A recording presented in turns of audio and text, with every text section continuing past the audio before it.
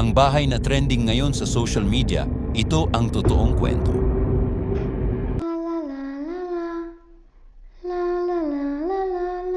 Ang Detroit ay isang lungsod na matatagpuan sa estado ng Michigan sa bansang United States. May isang bahay sa Detroit na biglang nag-viral sa social media. Sa unang tingin, parang ordinaryong lumang bahay lang ito. Pero kapag tiningnan mo ng mabuti, makikita mong lumubog na ang bubong at ang damo sa harap ay halos umabot na sa porch. Para bang matagal na itong iniwan, parang may misteryong nakatago sa loob. Ang tanong ng marami, ano ba talaga ang nangyari sa bahay na ito? Ang viral na bahay na ito ay isa lamang sa libu-libong abandoned houses sa Detroit.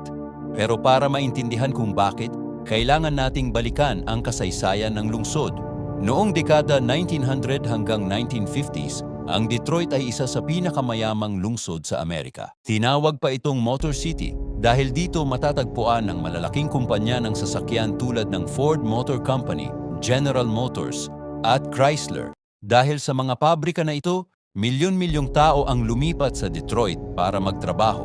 Lumago ang lungsod, nagtayo ng mga bahay, paaralan, at mga komunidad.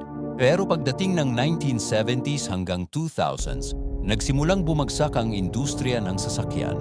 Maraming pabrika ang nagsara o lumipat sa ibang lugar. Dahil dito, nawalan ng trabaho ang libu-libong tao. Unti-unti, nagsimulang umalis ang mga residente. Ang mga bahay na dating puno ng pamilya ay naiwan na lang. At isa na nga rito ang bahay na ngayon ay viral sa internet.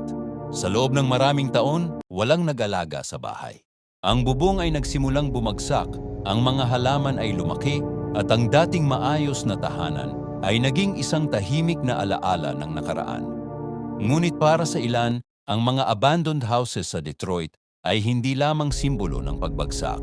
Ito rin ay paalala ng kasaysayan ng lungsod at ng pag-asa na balang araw ay muling mabubuhay ang mga komunidad na ito. Kaya sa susunod na makita mo ang isang lumang bahay na tulad nito, tandaan mo, hindi lang ito isang abandoned house, kundi isang kwento ng isang lungsod at ng mga taong minsang tumira rito.